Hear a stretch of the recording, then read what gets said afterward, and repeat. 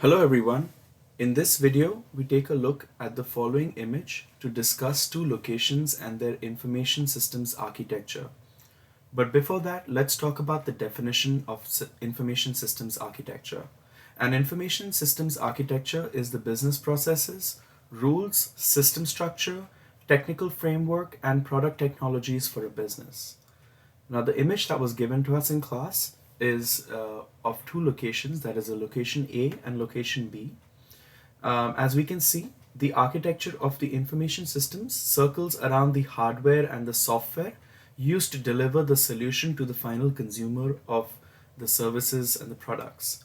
And in our case, this is a POS machine for purchasing goods or services. Now let's talk about the components that are there in the picture that we just saw. So the first one, as we saw from the top down, is the internet service providers. This is the company that provides us with a service with services to access the internet. Companies such as AT&T, T-Mobile. I use fiber optic internet here. Um, then we talk about the DSL, which connects, which stands for the Digital Subscriber Line. It is a technology that provides high-speed internet access over voice lines. The old school method, if you remember, were the dial-up modems that we used to use, and basically the DSL has kind of taken over from the dial-up modems.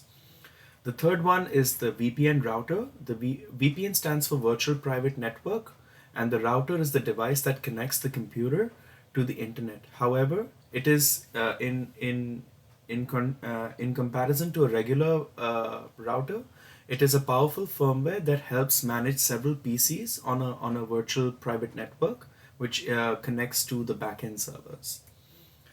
The switch is also referred to as a network switch, which helps us connect to additional devices on the same network. For example, the network printer, the database server, the barcode scanner, and the other two computers that you saw.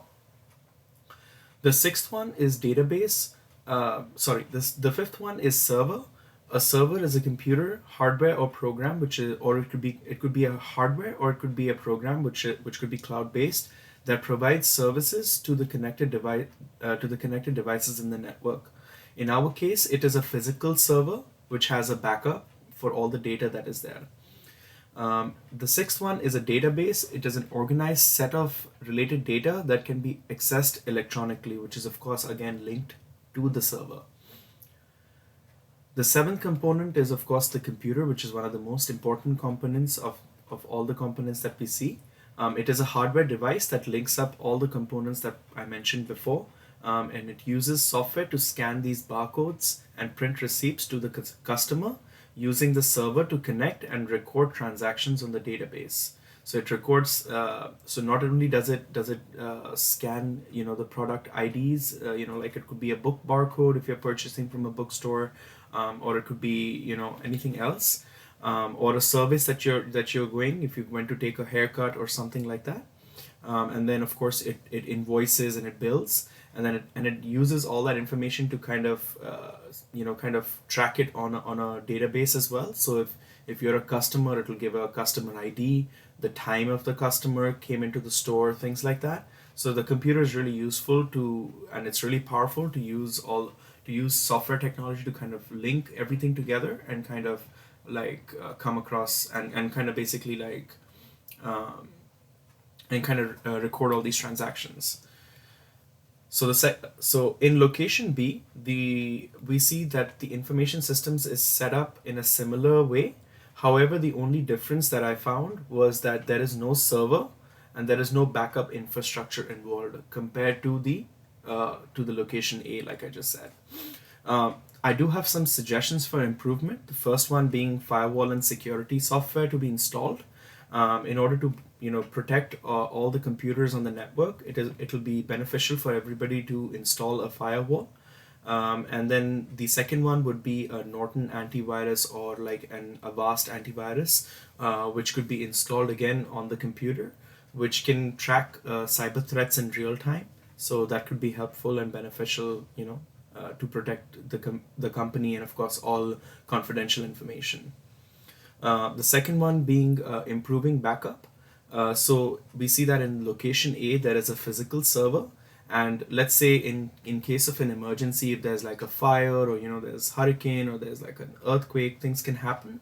And people, if there's a physical server and it gets damaged, all the data and all the network on that which was configured gets lost. So it is better we can configure these things now based on cloud technology.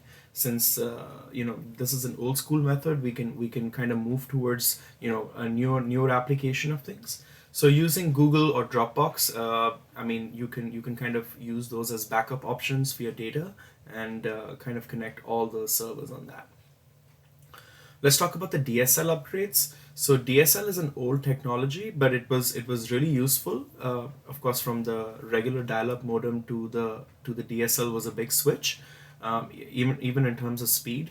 But now, as we've grown towards like fiber optics, and people are expanding, companies are now offering it, virtually everywhere.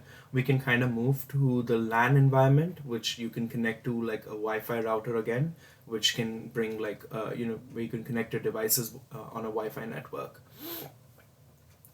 Number fourth is network printer upgrades. I did see that the print, with the increased usage of Wi-Fi, like I just stated, we can upgrade these to Wi-Fi printers, so that you don't have to connect any LAN cables or any kind of it's not you're not connecting any cables anywhere, and it's basically very easy. Once it's set up, it's already on the network, and it shows up, and it's easy for a person to use as long as you're on the same network.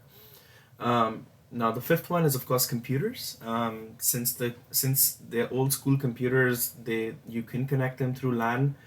There wasn't much information on this, but of course now you can install these Bluetooth Wi-Fi adapters to computers, and you can connect to the internet via Wi-Fi.